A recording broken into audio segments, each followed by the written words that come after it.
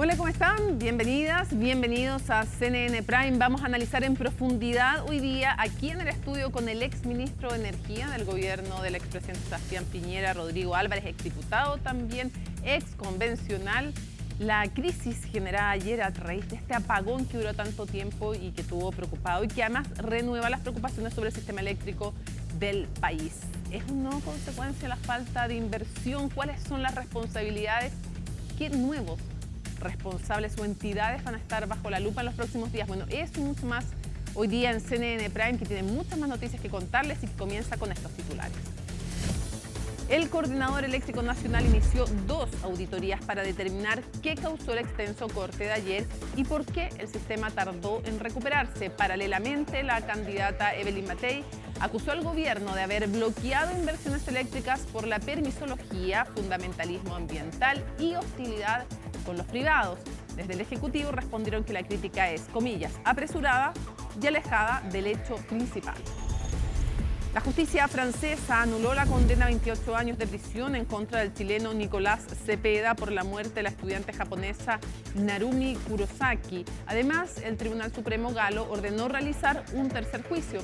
La decisión se tomó porque la Fiscalía exhibió pruebas e hizo indagatorias sin informarlas a la defensa del imputado, quien va a estar en la cárcel, de hecho, está en la cárcel desde el 2020.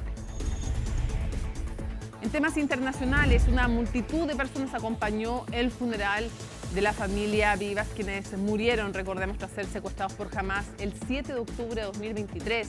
Miles de personas salieron a las calles para rendir homenaje a Shiri Vivas y a sus 2 hijos.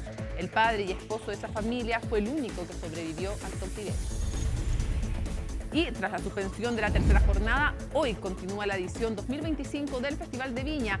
Carlos Vives va a ser el encargado de abrir la noche para después dejar el escenario de la Quinta Vergara al comediante nacional Edo Caroe. Para el cierre, el show va a estar a cargo del mexicano Karim León.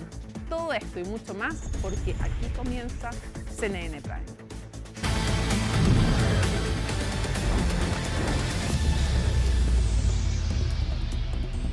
Comenzamos con una de las noticias del momento y es que a esta hora bomberos trabajan en un incendio que ha afectado a varias viviendas en la comuna de Lo Espejo.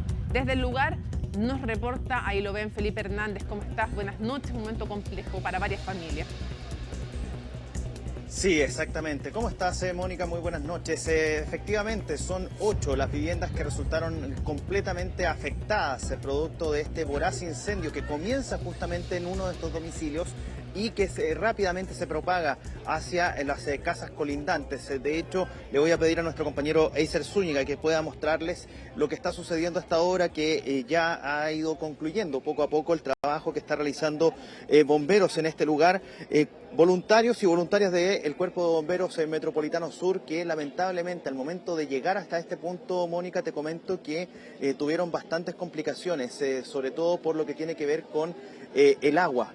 No pudieron acceder a los grifos que estaban en este lugar, básicamente porque existen 2 que estarían, más cercanos al lugar donde se estaba produciendo esta emergencia y lamentablemente estaban sin agua, estaban sin uso, por lo tanto, y estaban en mal estado. Es por esa razón entonces que se les complicó toda esta emergencia y tuvieron que llamar a la totalidad del Cuerpo de Bomberos Metropolitano Sur para que puedan entonces hacer uso de los carros con agua que trajeran entonces para poder tratar de combatir este fuego que lamentablemente, como les decía al comienzo, arrasó con 8 casas. En un comienzo se nos había mencionado que eran 5 las viviendas que resultaron afectadas. Sin embargo, por la cercanía de las propiedades de las viviendas unas con otras, son todas prácticamente pareadas, sin cortafuegos y de material mixto, podríamos decirlo de alguna manera, entre algunos maderas, también elementos que son rápidamente combustibles. Se propagó rápidamente este incendio. Desde bomberos se refirieron de esta manera. Escuchemos justamente al comandante del Cuerpo de Bomberos Metropolitano Sur. Tenemos 8 propiedades afectadas, tenemos un bombero con un problema en su rodilla y civiles, más que todo la gente de los vecinos del sector, que están un poco descompensados, pero ya está todo No es nada grave, afortunadamente. Tuvimos al principio un poco de problemas con el agua, por eso fue que despachamos el cuarto batallón de incendio, porque teníamos muy poca agua. La verdad las cosas que habían 2 grifos en el sector que estaban operativos. El agua nos jugó un poco en contra. Aquí se puede ver que está una casa construida al lado de la otra, entonces no hay cortafuegos, no hay nada. Eso fue lo que originó más que todo la propagación de las llamas. Nosotros estamos, la calle que está mostrando en este momento Eiser Zúñiga es la calle Eduardo Barrios, y en esa calle al fondo se encuentra el cruce o la intersección con la calle Mariano Latorre. Ahí, por Mariano Latorre, unos metros tan solo más adentro, se encuentra uno de los grifos. Ese grifo, nos señalaban algunos vecinos, que está inutilizable hace por lo menos una década. Y nadie se ha querido ser responsable respecto de ese grifo. Nadie lo ha venido a solucionar esa problemática, y lamentablemente los que se terminan viendo afectados con todas estas situaciones son justamente los mismos vecinos. ¿Por qué? Porque al momento que se producen este tipo de emergencias, bueno, bomberos no logra acceder a ese tipo de implementos que son necesarios para enfrentar este tipo de emergencias, y es bien difícil que puedan entonces llegar rápidamente con el líquido elemento para poder entonces combatir este incendio. Por otro lado, el incendio habría comenzado, la emergencia habría comenzado en la segunda casa, podríamos decirlo, que está de la esquina hacia el fondo, que es aquella que tiene un muro un poco verde, que ustedes lo pueden ver ahí, parte de la imagen. Bueno, al interior de esa vivienda vivía una persona, un adulto mayor, que según lo que se ha establecido por parte de algunos vecinos que se nos ha señalado, es que habría estado cocinando con leña, y esta habría provocado algún tipo de inflamación, y se habría generado entonces el descontrol de las llamas y el rápido avance hacia las casas colindantes. 5 casas por este lado, otras 3 que están por el pasaje trasero, y que terminan entonces siendo las propiedades más afectadas. Carabineros también ayudó en estas labores de emergencia. Escuchemos justamente lo que señalaba el comandante Liche. Gracias a Dios no están habitados. Hasta el momento, preliminarmente, no tenemos personas afectadas. Me refiero a lesiones o alguna afección, algún fallecimiento ni nada por el estilo a alguna persona. No obstante, hay daños considerables en los inmuebles. Carabineros está haciendo las coordinaciones con el municipio para ver activar el tema social y poder mitigar esto. Se está trabajando coordinadamente con bomberos, estamos pidiendo la cooperación a los vecinos para que permitan el trabajo de bomberos, y estamos esperando de que bomberos termine de trabajar. Ya está más o menos controlado, pero hay que asegurar este tema para que no se pueda reactivar el fuego. Gracias a Dios nada, no hay pérdida humana, lo material se recupera. Pero el fuego comenzó no en mi casa, en la casa de al lado. Son imprevistos. Si uno no es adivino, sí, pues, todo rápido, compañero. Ya saliendo del departamento de aquí arriba para allá, y el fuego ya venía arrasando hacia acá, pero algo rápido. Sí. Me devolví y traté de rescatar algo para salir, pero ya no podía sacar nada. El mismo dueño aquí de la casa me dijo, porque yo iba a salir por allá, me dijo, no salga por allá, salga por acá por la ventana, que aquí por la ventana. Por suerte las teníamos sin defensa, así que por ahí puede arrancar. Ahí está entonces. Vamos a cambiar rápidamente de tema. Vamos a hablar de un hecho que se ha registrado hace algunos instantes respecto de una información que tiene que ver con la investigación propiamente tal de la muerte del exteniente venezolano Ronald Ojeda, ocurrida en febrero del año pasado, ustedes lo recordarán, y hay novedades respecto sobre todo de uno de los detenidos. Hablamos de Edgar Benítez, apodado El Fresa, este sujeto de nacionalidad venezolana que fue detenido hace algunas semanas en Estados Unidos, en la localidad de Indiana, y bueno, rápidamente se hicieron las gestiones por parte de los persecutores que están a cargo de esta investigación para poder solicitar su extradición. Hoy han habido novedades respecto de esto, así las cuenta el fiscal del equipo contra el crimen organizado y homicidios, Alex Cortés. A petición de la Fiscalía ECO, la Ilustrísima Corte de Apelaciones de San Miguel acogió solicitud de detención previa y extradición del imputado detenido hace 2 semanas en Indiana, Estados Unidos, por el secuestro con homicidio de Ronald Ojeda en el marco de la investigación denominada Piratas de Aragua. De esta manera, el imputado Fue formalizada una ausencia por los delitos de asociación criminal, receptación y secuestro con homicidio. A un año de iniciada la investigación del homicidio del ex militar venezolano, ya hay 11 personas privadas de libertad en esta investigación. En total, en esta investigación ya hay 24 imputados privados de libertad, 19 en Chile y 5 en el extranjero. Ahí está entonces las palabras que entregaba el fiscal Cortés. Solamente para ir finalizando datos respecto de esta situación, bueno, ya hay 11 sujetos que están privados de libertad cumpliendo prisión preventiva. Uno de ellos está ya condenado, que es este menor de 17 años, quien habría sido acusado, imputado por el Ministerio Público en su momento en el mes de marzo en el año 2024. Y también, bueno, se habla que dentro de los Piratas de Aragua, porque esta organización es la que habría estado encargada de realizar este crimen, macabro, en contra del ex teniente venezolano Ronald Ojeda, ya hay 24 que están privados de libertad. Son 19 los que están en Chile y 5 en el extranjero. Uno de ellos es Edgar Benítez, apodado El Fresa, otro es Rafael Gámez, que es apodado El Turco, quien también está en Estados Unidos y que sería el líder de esta organización de los Piratas de Aragua y que operaron justamente en nuestro país, o que al menos están identificados como los que operaron en esta organización ligada a la investigación en contra del ex teniente venezolano Ronald Ojeda. Muchísimas gracias, Felipe, por toda la información. Completísimo informe. Nos vemos. Chao, chao. Chao.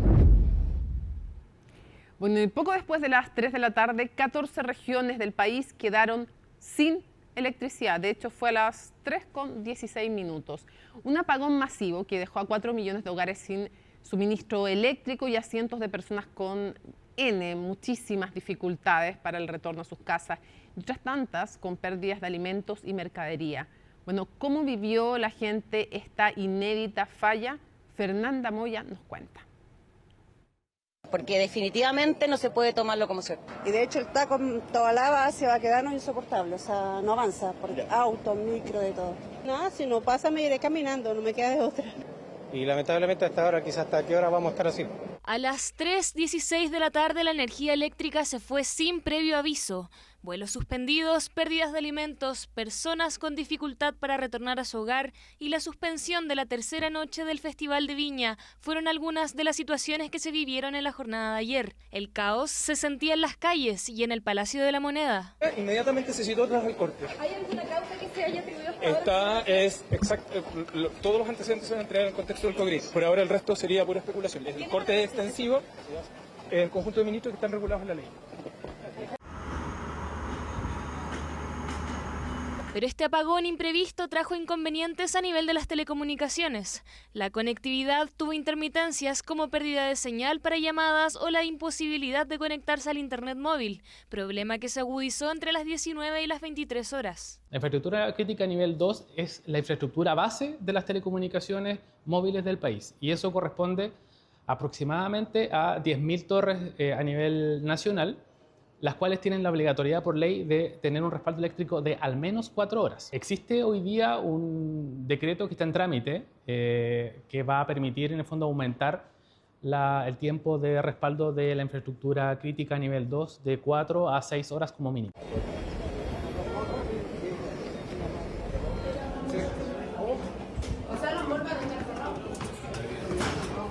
En la región metropolitana los paraderos colapsaron, las aplicaciones de transporte vieron inflados sus precios, todo mientras cientos de pasajeros quedaron atrapados en los vagones del metro, evacuando a través de los carriles como en una suerte de película. Justo mis hijos iban a venir a almorzar conmigo y se quedaron en la vía del tren, tuvieron que pasar por debajo de la vía del tren.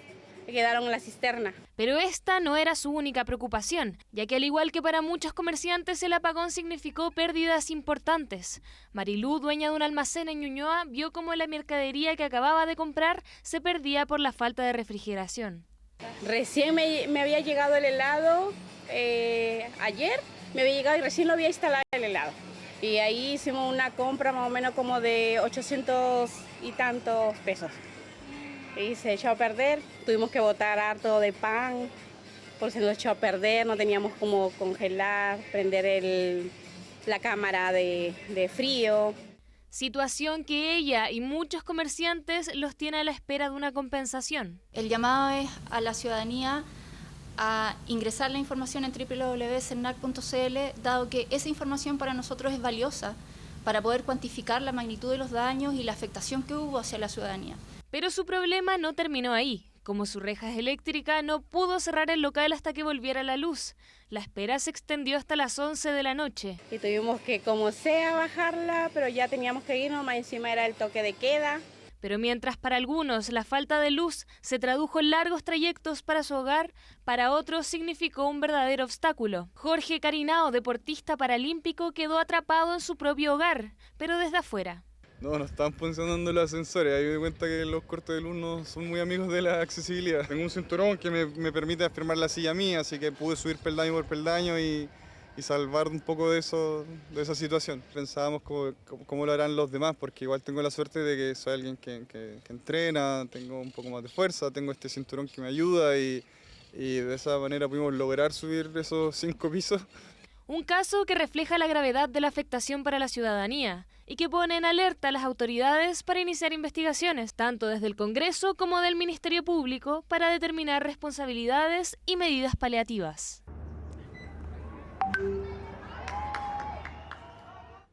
Ocho con 46 minutos, pausa y al regreso seguimos con este y otros temas.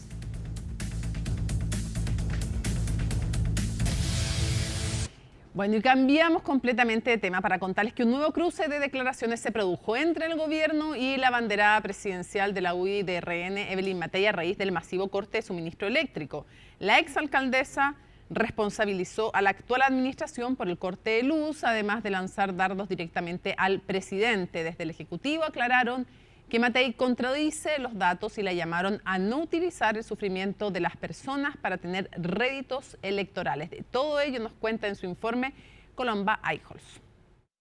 Esto no lo vamos a dejar pasar y vamos a actuar con firmeza frente a las empresas que no han estado a la altura de las circunstancias. Con firmeza en sus palabras, el presidente Gabriel Boric arremetió contra las empresas privadas aludidas en el corte masivo del suministro eléctrico que afectó al 98% de la población. Sin titubear, el mandatario aseguró que tras una investigación se van a hacer valer las responsabilidades, las mismas que la candidata presidencial de Renovación Nacional y la UDI le atribuyó a la actual administración. Se está botando en el norte energía eléctrica porque no hay suficientes líneas de transmisión para traerlas hacia el sur. Y esas líneas de transmisión que se necesitan con urgencia están bloqueadas por todos los funcionarios que ha nombrado este presidente de la República, por un tema, ¿no es cierto?, de una hostilidad permanente hacia la empresa, por un tema de una permisología asfixiante y también por un ecologismo radical y malentendido.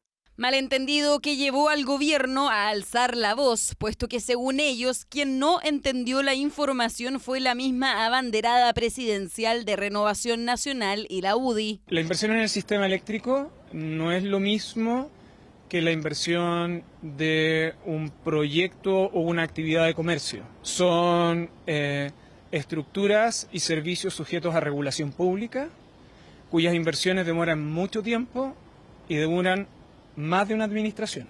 Se refiere a otros temas que no están relacionados con el problema y además se refiere de una manera incorrecta, porque señala que la aprobación de proyectos en el contexto del sistema de evaluación ambiental de proyectos de inversión ha bajado durante este gobierno. Eso no es cierto. Llevamos ya meses viendo a la candidata Matei publicando en redes sociales información que confunde. Lo hizo, por ejemplo, en materia de pensiones, cuando todavía estamos esperando entender cuál es la posición realmente. Y lo hace nuevamente respecto a este caso. Lo que nos parece que no corresponde, porque no corresponde, es utilizar el sufrimiento de las personas para tener réditos electorales. Dado el nivel de afectación que provocó el corte masivo del suministro eléctrico, la exalcaldesa de Providencia no fue la única figura política que arremetió contra el Ejecutivo, pese a que este recriminó a las empresas eléctricas por lo que sucedió. Más allá de las evidentes responsabilidades de la empresa que deben ser investigadas, resulta indignante el actuar del gobierno. Es por esto que citaremos a una sesión especial para este martes 4 de marzo. Citaremos convocamos al ministro de Energía para que explique el motivo del corte, al ministro Grau por la demora en el sistema de permisología, que es lo que tiene parado en la práctica la inversión en materia de energía, y a la ministra Toá por la lentitud en la reacción. Tenemos que analizar por qué las planificaciones se demoran tanto y los efectos que tienen estas lentas tramitaciones, porque en el fondo al final se transforman en un no incentivo para invertir. ¿Para qué decirlo el tema de los permisos sectoriales, que son infinitos? Por eso que desde la bancada de Renovación Nacional queremos realizar una comisión investigadora para ver en profundidad estos temas. Vamos a pedir una comisión investigadora porque esta situación es dramática para mucha gente, hay muchas pérdidas económicas y el sistema y la energía que pagamos es un sistema caro, que debiera tener mejores niveles de seguridad. Y por otro lado, obviamente también cierta soberanía, autonomía energética. Autonomía energética que el oficialismo volvió a solicitar a través de la creación de una empresa estatal que controle el suministro eléctrico, idea que inicialmente fue presentada en agosto pasado por el Partido Comunista, luego del corte de luz provocado por un temporal de viento y lluvia. Frente a las grandes utilidades que reciben estas empresas año a año y que son casi un oligopolio que no permite que podamos elegir un mejor sistema. Hace más de 6 meses que nosotros junto a la diputada Serrano y el diputado Cuello presentamos un proyecto de ley para crear una empresa eléctrica del Estado, sin embargo aún está en el proceso de admisibilidad. No podemos permitir que nuestra estabilidad dependa de un sistema eléctrico tan frágil y que no esté manejado por una verdadera responsabilidad pública. Es urgente que tomemos medidas para garantizar un suministro seguro y autónomo. Yo propongo la creación de una empresa pública. Sobre cuán público, cuán privado tiene que ser nuestro sistema eléctrico es un debate razonable, es una pregunta muy atingente. Creo que corresponde que como país tengamos esas conversaciones, pero en otro momento. Este es el momento de hacer valer las responsabilidades por las infracciones a las reglas que hoy nos rigen.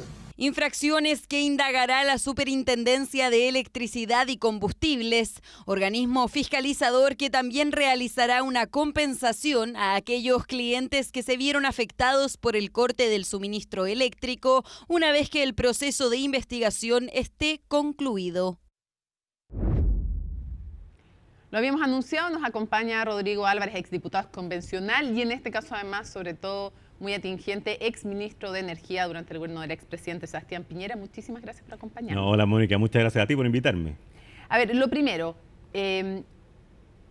hasta ahora de lo que sabemos, ¿es la empresa a cargo de la transmisión de la zona donde se produce la falla la principal responsable de lo ocurrido? Sin duda es la primera que tiene que explicarnos qué ocurrió. ISA Interchile ayer nos dijo que se había producido una activación no deseada de sus sistemas de protección y de control, pero tiene que dar una explicación mucho mayor. Así como hay otras instituciones, por ejemplo el Coordinador Eléctrico, que desde el año 2017 tiene una responsabilidad tan grande porque tenemos ahora un sistema interconectado. Tú aludías en tu presentación que tenemos 14 regiones que fueron afectadas. Bueno, eso pasa en los últimos años o podría pasar en los últimos años. Y por supuesto, solo para terminar, así como la empresa, el Coordinador Eléctrico también tendrá que desarrollar y explicarnos todos los pasos de coordinación que hizo para la recuperación del sistema. Vamos a ir a lo del coordinador, pero antes, respecto a la empresa, entonces entiendo que no le parecen satisfactorias las explicaciones entregadas hasta ahora. No, la propia empresa ha dicho que todavía no tiene todas las respuestas que están en la etapa de investigación. Ha habido otros apagones o otros cortes de energía, para usar la expresión más popular, que han sido más rápidos. Nosotros en el año 2011 tuvimos un corte de energía muy importante entre La Serena y el Maule y rápidamente pudimos identificar que era una falla en nuestra estación Ancoa, en Linares.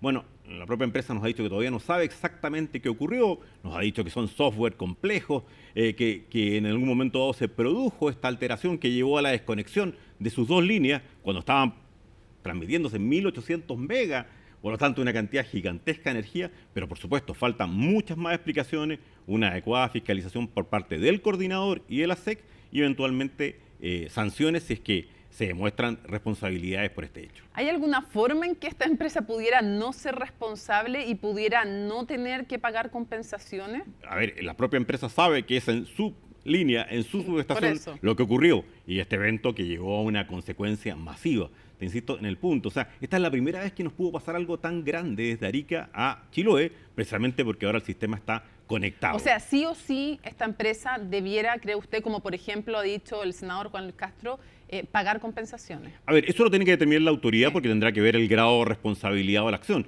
Pero evidentemente acá hay una afectación al sistema, en un sistema que no puede tener esta situación. O sea, que a lleva, primera vista pareciera tener que pagar alguna compensación. O sea, y por de pronto responder ante y con una mucha mejor explicación de qué ocurrió. Todos los sistemas tienen un grado de tolerancia al riesgo. El chileno también lo tiene, pero tenemos una situación en que el 99% del país, desde el punto de vista del consumo eléctrico, se vio afectado. Y por lo tanto tendrá que haber una explicación muchísimo mejor por parte de esta explicación empresa. Y compensación serían dos palabras que debieran aplicarse a esta empresa. Absolutamente, una vez hecho toda la investigación del caso. Ahora, 44 minutos dice que tardó en estar funcionando de nuevo la línea de transmisión. ¿Eso es mucho o poco, usted como exministro de Energía? A ver, yo no tengo todos los antecedentes, pero me parece una cifra, una cantidad, lo ha dicho el propio coordinador, bastante grande en minutos. El sí lo importante es... O sea, no es rápido. No, para mí no es rápido, pero solucionaron el problema. Para mí no es rápido, pero lo relevante es cómo después todo el sistema... Sí, que ya le voy a preguntar por eso. Ya, pero ¿a usted le parece entonces que esta empresa no puede decir en 44 minutos solucionamos la transmisión? No me parece una reacción rápida esa. Ya, o sea, no reaccionaron rápido. Vamos entonces ahora a lo otro. Este coordinador eléctrico nacional, ¿cuál es la evaluación que usted tiene de cómo trabajó? ¿Podríamos ver en los próximos días al gobierno y a la Superintendencia de Electricidad y Combustible que pongan bajo la lupa a este coordinador? A ver, el coordinador es una corporación autónoma, sin fines de lucro, y que está encargada de una tarea muy importante, el buen funcionamiento de un sistema que desde hace apenas 8 años está totalmente integrado. Lo que yo quiero, en primer lugar, es que lo que debe hacer, a mi modo de ver, en primer lugar, es una buena explicación, un informe completo de todos sus pasos, de todo lo que hizo en el día de ayer. Tuvimos varias reacciones iniciales, se nos dijo en algunas cosas que finalmente ocurrieron, por ejemplo, que se iba a empezar a trabajar en Arica, en los lagos, etcétera, que se iba a recuperar el centro cívico de Santiago, pero a mí me parece que para poder evaluarlo correctamente, y corresponde hacerlo, porque este es el primer gran evento de estas características, desde que tenemos este sistema, que nos dé una explicación completa. Hoy día se han aludido otros elementos, se nos ha dicho, incluso el ministro, yo creo que incorrectamente salió a decir que había algunas centrales generadoras que no habían respondido adecuadamente o rápidamente. Se nos habló que los sistemas de distancia, de transmisión a distancia o de decisiones a distancia, alguien dijo incluso que el sistema de Transelec había fallado, que es el sistema de mantención de datos, de recuperación de datos y por supuesto de control. Bueno, todo eso tiene que explicarse mucho más. Y tiene que explicarse... ¿Por qué no le parece satisfactoria esas explicaciones? No más que satisfactoria, no me parece completa todavía. Tienen que decirnos incluso por momento. Recuperar un sistema eléctrico sin duda alguna es complejo. Solo un instante, tienes que alinear. Pregunta, ¿fue rápido o fue muy lento en el marco? Porque siempre es lento, cada minuto es lento para uno que está sin electricidad y para electrodependientes, para los locatarios que pierden productos, cada minuto es lento. Sí, correcto. Ya, pero en el contexto de una falla tan grande, con ese contexto, ¿fue lenta la recuperación más allá de lo razonable? Mira, mi primera sensación, y lo han dicho otros expertos en la materia, es que hay un cierto grado de lentitud. Ya. Para poder saber exactamente. En la recuperación del servicio. Absolutamente, la recuperación, ya estamos hablando de la recuperación. Hay un cierto grado de lentitud. Hoy día han aparecido también varios especialistas, ingenieros, diciendo, a ver, pero te insisto, yo creo que acá lo correcto y lo justo incluso para el coordinador y para poder hacer una evaluación de un evento que podría volver a ocurrirnos es que nos entreguen con detalle un muy buen informe de todas las etapas de qué fue ocurriendo. Pero ellos son los responsables de cómo se coordina todo el proceso de recuperación. Eso es, ellos son los responsables de esa coordinación, que además es muy compleja, la gente esto debe entenderlo, activar las generadoras, lograr que la transmisión esté en línea, lograr que las distribuidoras estén dispuestas a recibir y por supuesto a que nos lleguen a nuestros hogares, es un sistema complejo, va de isla en isla de transmisión. Entonces, esa explicación debe ser muy bien dada, porque ya hemos escuchado algunas explicaciones o algunas ideas que requieren un grado más de conversación. Ayer el ministro aludía a que había 2 generadoras que se habían demorado. A mí me parece eso curioso. Son generadoras que... ¿Por qué le parece curioso? Porque, por ejemplo, una de las que se aludía es Rapel, y yo, desde la época de Endesa, es una generadora que habitualmente ha estado muy rápidamente ayudando que no falla normalmente eso.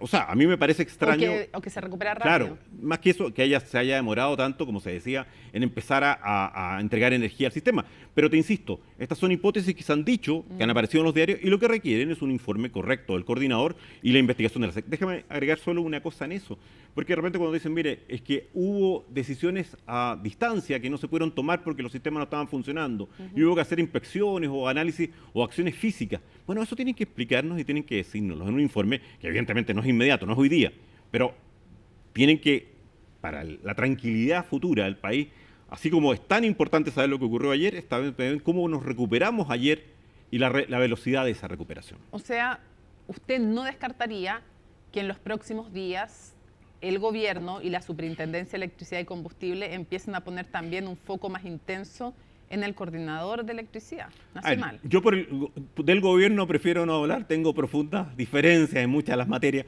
La Superintendencia de Electricidad y Combustible tiene que hacer este análisis, es parte de sus obligaciones. Tiene que poner bajo la lupa a la coordinación nacional. A todo lo que ocurrió ayer, si esto es no solamente grave para las personas, sino que también como sistema es una situación compleja. Y te reitero, no es ningún juicio previo, sino que sencillamente la necesidad de una explicación completa.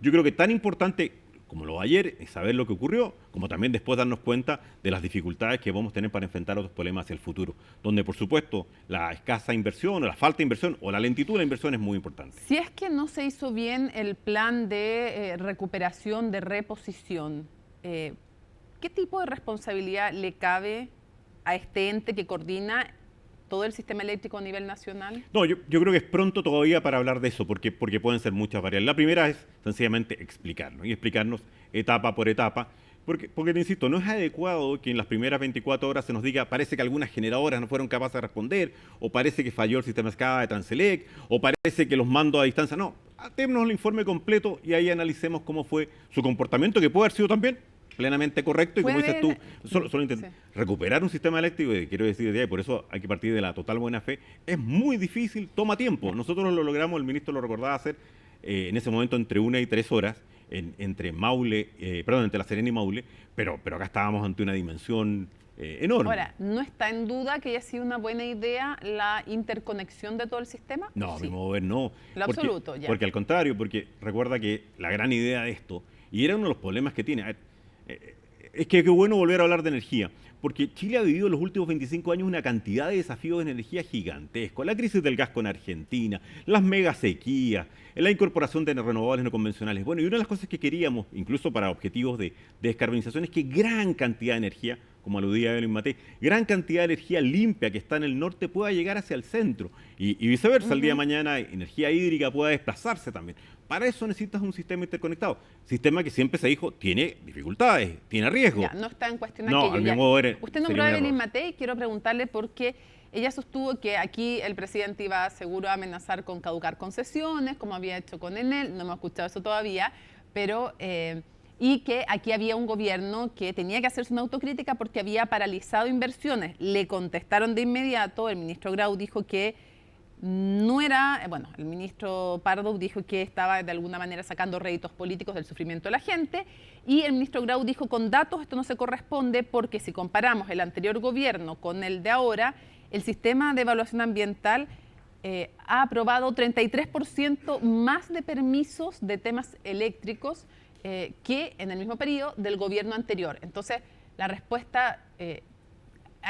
obviamente usted ha respaldado a Evelyn Matei, digamos, pero es su candidata, además me imagino, evidentemente, pero la pregunta es ¿por qué? ¿Cómo se entienden las cifras del ministro? Entonces, que dice que hay más aprobación que antes. Primero, no son réditos políticos cuando uno quiere analizar una situación súper, extraordinariamente compleja para el país como su seguridad de su sistema eléctrico, que no solo depende de lo que ocurrió ayer, sino que de la inversión a largo plazo. Segundo, las cifras del ministro tienen algunas confusiones, porque la que yo vi en WhatsApp, él comparaba el 2018-2020 con 2022-2024. No parece lógico comparar los años de la pandemia y el estallido social con años absolutamente normales. No parece lógico también olvidar que el número de proyectos en el primer periodo es mayor que en el segundo y que él está discutiendo distintas cifras, porque una es la de aprobación y otra es la de ingreso. Pero es más grave que eso, a mí me voy a ni siquiera a entrar en ese debate. O sea, ¿pero usted diría que las cifras son un poco engañosas las que presenta el ministro? O sea, comparar el 2018 y 2020 con el 2022 y 2024 me parece absolutamente engañoso, sin recordar que el 2018 y 2020 tuvimos estallido social y pandemia. Y por lo tanto la probabilidad en ingreso y desarrollo de proyectos era bastante bajo. Y que incluso depende de lo que estemos hablando, si es de la aprobación o el ingreso. Pero más allá de eso, yo creo que acá lo grave es que hemos tenido problemas serios de inversión en materia... de aprobación en todo caso.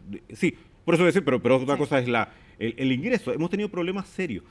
Chile hace una década sabemos que tenemos que invertir mucho más en transmisión. Y lo que aludía en Matei es que tenemos una línea gigantesca que no estaba en el debate público. Quimal a Lo Aguirre, es decir, desde María Elena en Antofagasta hasta Pudahuel. 1.500 millones de dólares, 1.400 kilómetros, 2.600 torres. Pero lo que quiero decir es que nada de eso estaba en el debate y está absolutamente atrasada. Entonces, hubiera sido bueno que este gobierno... Lo raro es que la asociación hoy día le escuchaba en entrevista con Tele 13 Radio, con Iván Valenzuela, quien dirige la asociación de transmisiones, decía, es súper necesaria esa línea, pero no está atrasada. Está dentro de los tiempos promedio de trámite. Lo que pasa, los tiempos promedios de desarrollo han sido mucho más amplios debido precisamente a las objeciones burocráticas, a los problemas ya, pero de... una pregunta, pero solo para terminar eso, imagínense. ¿Tiene que ver con proyectos que se hayan paralizado en este gobierno? ¿Por qué se lo pregunto? Porque incluso si diéramos por cierto que ha habido, como decía Evelyn Matei en sus palabras, ella decía fundamentalismo ambiental o ecológico, paralización, en el fondo una mala disposición respecto de inversiones privadas, esas inversiones paralizadas en este gobierno no dan cuenta de lo que ha pasado, me imagino, con esta emergencia, ¿no? Depende, ¿no? O sea, digamos... Digo, porque en 3 años no se instala línea eléctrica. Pero lo que pasa es que lo que critica Evelyn, yo creo correctamente, es una señal muy potente, porque tenemos pero que va atraso, a tener consecuencias futuras, digamos. Pero algunas actuales también. Tenemos otros proyectos que están detenidos. Además, esa línea está con un grado de atraso, porque debería haberse empezado a construir el 2026. El año pasado, la empresa dijo, al final del año, que le faltaban conseguir 5.000 permisos. Sí. O sea, ¿cómo vas a lograr eso en lo que queda de este 2025? Y además yo creo que la crítica ahí es razonable. Tú aludías a mi carácter de convencional. Bueno, cuando estuve en la Convención Constitucional, estos temas, el tema de la inversión, el tema del crecimiento, no está para nada en el ADN de esta administración. Por lo tanto, uno tiene el derecho a decirles, perdonen, ustedes no han tenido una preocupación mayor ni por sacar adelante proyectos de inversión. Distintos ministros, yo recuerdo el ministro Togman, el ministro Pacheco, en otros momentos habían estado personalmente preocupados de temas como la interconexión, la carretera eléctrica, el desarrollo de las inversiones. ¿Usted cree que ha habido poca preocupación de este gobierno en el desarrollo de un sistema más robusto eléctrico? Yo creo que hay una escasa preocupación del gobierno en general en el desarrollo de nuestros sectores productivos, no solamente en el sistema eléctrico, también en el sistema minero, también en acuicultura. Hoy día salía una carta muy notada en los periódicos demostrando eso, y en muchas áreas. ¿Por qué? Porque no creo que esté en su ADN o en su visión de futuro una fuerte preocupación por la inversión, por el desarrollo y el crecimiento. O sea, ¿no cree que haya cambiado? Porque otros dicen sí, ha cambiado con el tiempo. ¿Usted cree que no está en el ADN eso? Puede que haya cambiado un poquito después de lo que ocurrió en los primeros años de esta administración, después de lo que ocurrió con el fracaso del proyecto constitucional. Pero la verdad es que, y lo hago así la pregunta, o sea, Kimal, Aguirre, una línea de 1.500 millones de dólares, ¿dónde estaba como prioridad? ¿Dónde estaba en los últimos meses o semanas diciendo que no, y solo para preocuparnos? ¿Y cuáles han sido las señales de energía? Un proyecto de gas a precio justo que fue un fracaso. La caducidad de la concesión de un gigante energético como es Enel, por una situación compleja, pero que hay una batería de otras eventuales reacciones, pero no, acá se va a la caducidad. Problemas con la tarificación, problemas con los sistemas o los proyectos medianos en materia de subsidios. Entonces, yo no creo que haya sido un ambiente especialmente amable hacia la inversión lo que hemos tenido estos años. Un par de cosas antes de terminar. Sí. En esta entrevista, justamente también entre el 13 Radio y también en otras intervenciones, si no me equivoco, quiero ser justa para decirlo, pero creo que en Radio Pauta fue, desde la Asociación de Transmisoras, que es donde está el problema en esta ocasión. Bueno, también hay que ver qué pasó con la generadora, sí, claro. En fin, pero en la falla, me refiero. La falla inicial es de transmisión. Gracias, a eso me refiero. Decían que tal vez parte de la lentitud en fomentar inversiones tenía que ver con la posibilidad de que aquello se terminara traspasando a tarifas, porque evidentemente cuando se invierte, cuando las empresas en las distintas etapas, generación, transmisión, distribución, invierten, eso termina traspasándose a tarifa. ¿Usted cree que puede haber algo de aquello, no querer fomentar tanto inversiones que pueden ser necesarias por el riesgo de que aumente el precio de las tarifas? No. ¿Y que eso sea impopular? A ver, eso claramente puede ser impopular, pero cuidar o, digamos, alterar nuestro sistema de desarrollo de todo el sistema de energía, de distribución, generación y transmisión, por esa consideración me parecería realmente aberrante. Otra cosa es que te tengas que enfrentar a ese problema con una adecuada política pública llegado al momento, pero, insisto, la transmisión, la necesidad de inversión mucho más fuerte en transmisión. ¿Usted no cree que sea eso lo que...? No, creo que puede ser una preocupación de política pública, por supuesto. Cualquier autoridad está preocupada si en un momento dado va a ser la cartera que tú administras va a tener un costo mayor, por supuesto que sí, pero la verdad es que es tan relevante para el país un buen y sólido sistema de transmisión que me parecería insólito que esa fuera la consideración de la autoridad. ¿Qué tan frágil es hoy día el sistema eléctrico chileno? Bueno, ayer tuvimos una experiencia que debemos saber todos los antecedentes para poder medirla y decirlo, pero sin duda alguna tenemos un sistema frágil y un sistema difícil y complejo. A mí me tocó hace algunos años atrás, cuando era ministro, estar con otros ministros de energía del mundo y sin duda alguna nuestra situación es compleja. Todos los días, imagínate, 14 regiones. Las únicas 2 que no están afectadas son porque tienen sistemas distintos, Aysén y Magallanes. Y evidentemente tenemos una deuda de arrastre en inversión en transmisión grande. Deuda que viene de mucho tiempo atrás, incluso algunos efectos en algunas regiones siguen estando dadas por la crisis del gas en su momento. Necesitamos más transmisión para poder desarrollar toda nuestra capacidad de energías renovables no convencionales. Necesitamos preocuparnos de una distribución de forma más moderna. Así que tenemos un problema. Un problema, por supuesto, asumible en todas las políticas públicas, pero te decía hace un rato, qué bueno volver a hablar de energía, porque hace mucho tiempo no hablábamos, salvo en cosas como el precio del gas para los balones o la caducidad de una concesión. Y 2 cosas breves. Lo primero, ustedes como gobierno, ¿qué hicieron para cambiar esta realidad que usted mismo reconoce lleva bastante tiempo y se ha ido acentuando? Bueno, se hicieron una serie de cambios regulatorios, por lo tanto, varios de ellos permitieron, y acá hay que ser justo, en una aleación también con el segundo gobierno de la presidenta Bachelet, en algunas materias, por ejemplo, todo el desarrollo de la energía renovable no convencional está fundamentalmente impulsado en esas administraciones. El cambio en varias materias propias de las propias leyes de transmisión. Hay una línea que ayer era clave también, que es la línea que va de Polpaico a Cardone, que fue inaugurado durante la administración del segundo gobierno del presidente Piñera. O sea, hay una enorme cantidad de acciones, tanto regulatorias, legislativas, como también de inversión. Y además yo creo, hay un contexto, cuando el ministro aludía a las cifras de energía, las cifras de mayor aprobación de energía se producen precisamente hace 10 años atrás.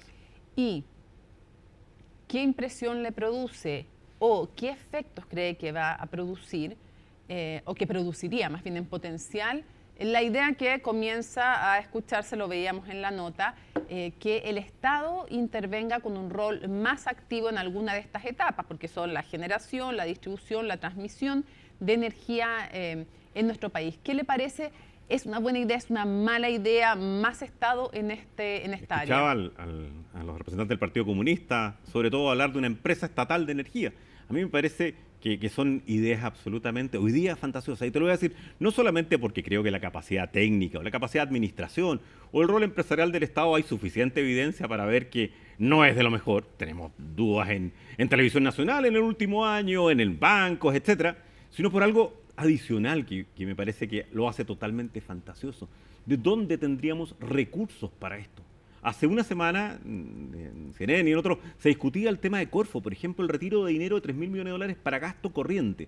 Imagínate, solo las 2 líneas de transmisión que te he dicho en este momento valen $2.500 millones. ¿De dónde tenemos eso? ¿Y qué quieren? ¿En una empresa generadora estatal? ¿Que una empresa distribuidora estatal?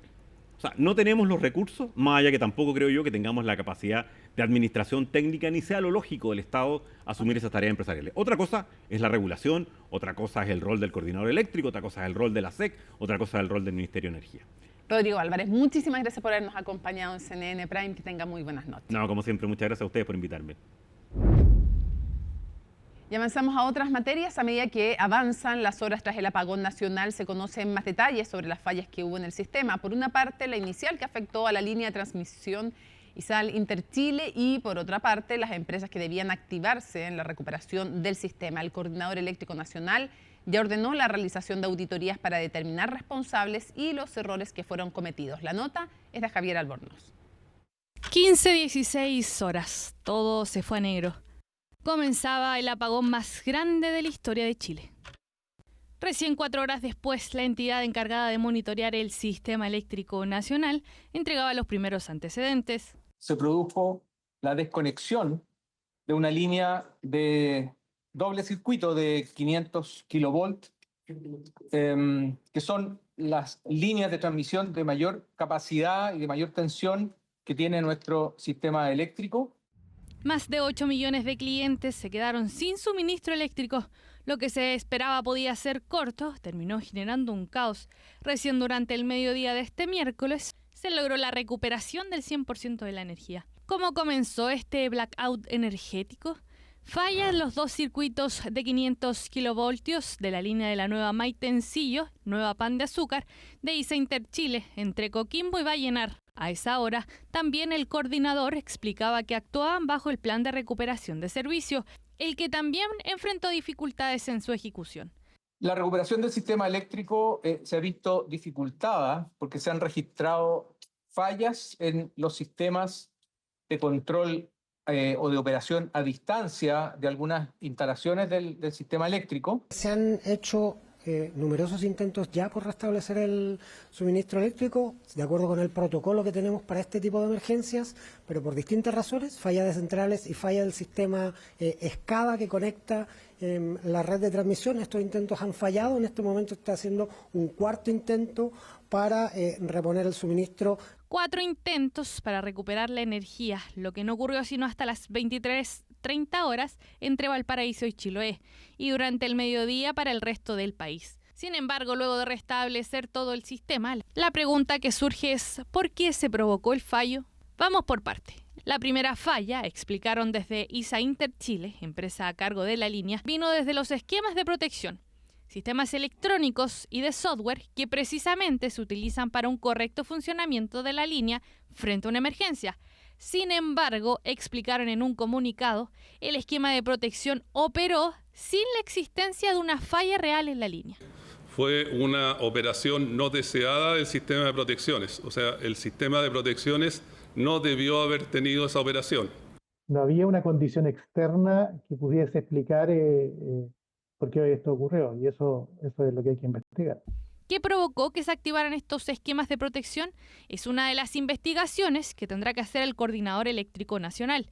De acuerdo a lo explicado por la entidad, el 2020 se había realizado un informe precisamente que entregaba recomendaciones para esta empresa. Interchile, el 2020, nos informó que las medidas habían sido implementadas. Asumimos que esa información es cabal, completa y veraz. Si así no fuera, y ocurriera ahora que no lo hizo, se informa a la SEC una situación de eventual incumplimiento y la SEC va a adoptar las medidas sancionatorias que corresponden. Independiente de la falla recién descrita y que tendrá que ser investigada, también se provocó otro problema. El sistema SCADA de Transelec estuvo fuera al menos hasta las 6 de la tarde y posteriormente de las 6 de la tarde con intermitencias, lo cual no permitía tener una visibilidad del estado de la red ni tener operaciones a distancia para hacer una rápida recuperación del servicio. Y más que buscar responsables en este momento, donde efectivamente se van a tener que asignar esas responsabilidades en la medida que correspondan, pero más allá de ello lo que tenemos que hacer es buscar una solución para que este evento, que es absolutamente inédito en el país, no vuelva a ocurrir en el futuro. El problema se agrava porque el sector de la transmisión no fue el único en presentar fallas. El plan de recuperación supone que diversas generadoras de energía estuvieran listas para conectarse al sistema. De acuerdo a la información que se ha ido conociendo, la central Rapel y la central Quinteros de Enel fueron llamadas a entrar en operación, pero no funcionaron en el primer intento. Tuvo algunos problemas de conexión y también es parte del análisis de falla y la investigación que se va a hacer cuáles fueron las causas de esos problemas para conectar la unidad. Hoy día la propia investigación incluso debe esclarecer estos puntos y más importante que eso, también hacer el aprendizaje. Es decir, hoy día ya sabemos que el sistema es vulnerable cuando estos sistemas de doble circuito de 500 kV se caen, el sistema queda en alto riesgo y además está el problema de la recuperación del servicio que también tomó muchísimas horas. El apagón más grande de la historia del país aún tiene preguntas sin contestar. El coordinador ya ordenó la realización de auditorías a las empresas responsables de las fallas, esto para poder esclarecer las distintas aristas de este apagón nacional que tendrán a Chile hablando de energía por mucho tiempo más.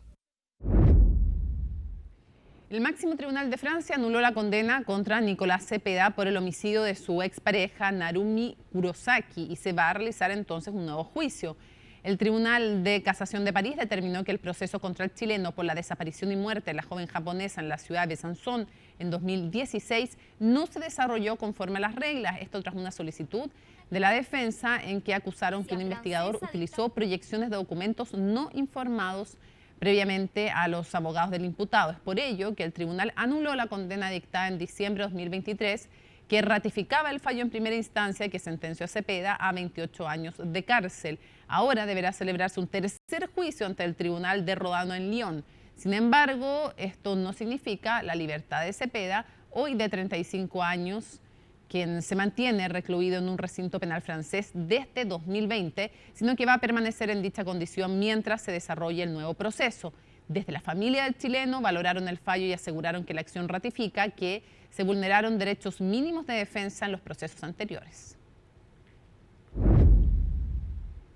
Reforzamiento del transporte público y el despliegue de una mayor dotación de carabineros son algunas de las medidas para enfrentar el inicio de marzo. El objetivo es mayor seguridad para los trabajadores que regresan a su próxima semana laboral y también a los estudiantes que retoman sus clases. Daniel Ampuero. Se acerca marzo y las autoridades están desplegadas para enfrentar el regreso a clases y el retorno al trabajo de muchas personas luego del periodo de vacaciones. Frente a este escenario, el subsecretario del Interior, Luis Cordero, encabezó una reunión de coordinación con autoridades de transporte y educación para evitar escenas caóticas que se han visto en años anteriores. Dentro de las medidas que se han preparado para la próxima semana está el aumento de la dotación de micros y el reforzamiento de los servicios de metro y trenes DF. Nuestra red de metro, que vamos a reforzar en un 13% el funcionamiento de nuestra red. Tenemos trabajos que continúan en el nudo baquedano y por lo tanto el mensaje se mantiene respecto de los desvíos. Sin duda que el aumento, digamos, del volumen de personas pudiera generar algún tipo de congestión, y eso es lo que hemos estado coordinando con el Ministerio de Transporte y la Unidad Operativa de Control de Tránsito. Otra situación puntual que tenemos es en el puente Los Aldes, en la comuna de Vitacura, donde mantenemos suspendida la operación de 3 pistas en dicho puente. Uno de los factores que provocará mayor afluencia de personas en las calles es el regreso a clases, ya que se espera que la próxima semana más de 3 millones de estudiantes vuelvan a las salas en el país. Para apoyar a los estudiantes, el Ministerio de Educación ha supervisado la distribución de útiles y textos escolares, la que comenzó durante el mes de febrero. Año escolar que en la mayor parte de nuestro territorio va a partir el día 5 de marzo. 5 de marzo en el que la mayor parte de los más de 3 millones de estudiantes van a comenzar a acudir a sus centros de estudio para iniciar el año escolar 2025 y también el año parvulario que involucra a los sectores de salas cunas, jardines infantiles, niveles de transición, pre-kinder, kinder. Está coordinado, se han hecho una serie de coordinaciones tanto para la entrega de útiles escolares, textos escolares, las obras de reparación en los establecimientos que se han hecho, la generación de cupos en las comunas y en los cursos en que esto se requiere, y la gran mayoría de los establecimientos terminará su ingreso a clases, digamos, el día miércoles 5. De hecho, el día miércoles 5 vamos a tener el 99,6% del sistema educacional ya funcionando. La seguridad es otro de los aspectos que se tendrán en cuenta de cara al regreso escolar y laboral a partir de la próxima semana. Debido a este incremento en el flujo de personas, Carabineros desplegará a miles de funcionarios a nivel nacional. Estamos desplegando aproximadamente 2.500 carabineros a nivel nacional, básicamente para apoyar a los establecimientos educacionales. Prácticamente un 50% está orientado en ese esfuerzo. Y el resto en las líneas de mayor concurrencia, de mayor tránsito, estaciones de metro, estaciones intermodales, terminales, para poder apoyar también la fiscalización y el control de los distintos ministerios que también van a estar desplegados para enfrentar la mayor demanda que obviamente se incrementa en el mes de marzo. Se acaban las vacaciones y quedan pocos días para que empiece marzo. Por eso es importante recordar el llamado de las autoridades a planificar bien los viajes para evitar pasar malos ratos a partir de la próxima semana.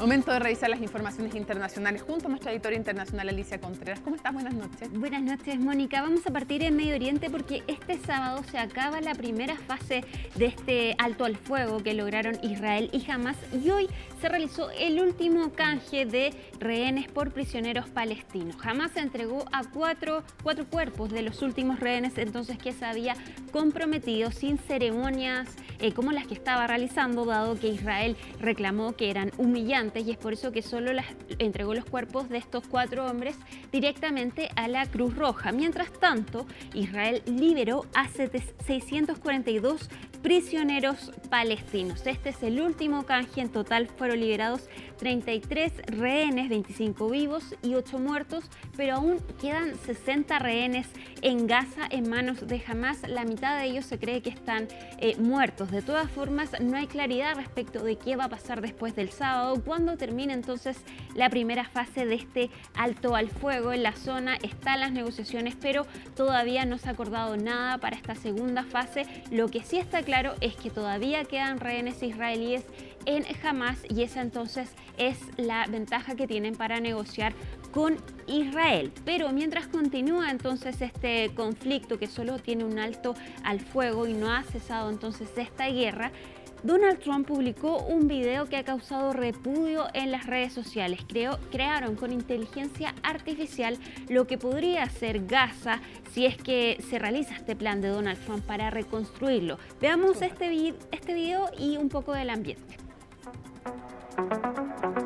Se tomará.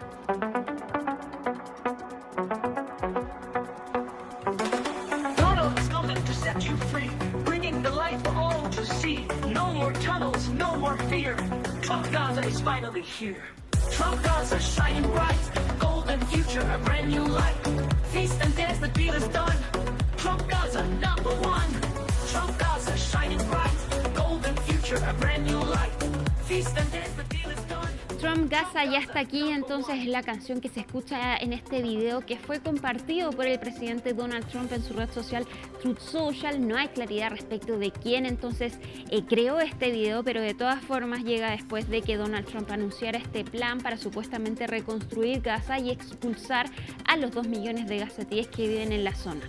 Repudio generó este video. También la autoridad palestina dijo que esto era vulnerar el derecho internacional y que también están acá hablando de una limpieza étnica. En las redes sociales se criticó entonces este video que compartió Donald Trump, que a pesar de los cuestionamientos lo sigue teniendo en sus redes sociales. Vamos a cambiar de tema, Mónica, y nos vamos a Europa, porque en Francia comenzó el juicio de uno de los casos más graves de abuso sexual contra niños. Un cirujano francés de 74 años acusado de abusar y violar a 300 personas, la mayoría de ellos niños. ¿De qué se trata? Lo vemos en el informe de Darío Riff. Voilà, les médecins sont particulièrement protégés. Il y a une espèce d'aura de protección y d'immunité que es anormal. Un nuevo juicio conmociona a Francia. El acusado es Joël Lesquarnec, un cirujano francés de 74 años que habría abusado de casi 300 personas a lo largo de 3 décadas, siendo la mayoría de ellos niños. Con esto, el médico se enfrentará a cargos por violación y abuso sexual que pueden mantenerlo hasta 20 años en la cárcel. Las agresiones se repitieron varias veces por parte de Joël Lesquarnec, y cuando lees lo que escribe en sus cuadernos sobre nosotros, es horrible.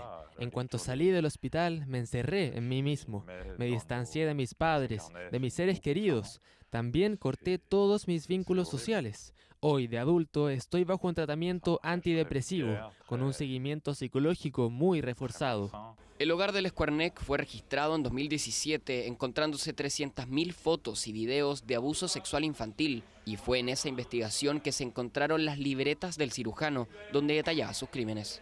Buena parte fueron realizados mientras sus víctimas estaban en reposo bajo anestesia, por lo que jóvenes como Mathis Binet nunca se enteraron. Cuando la policía le informó lo sucedido, Binet entró en una espiral depresiva que acabó en su muerte por sobredosis.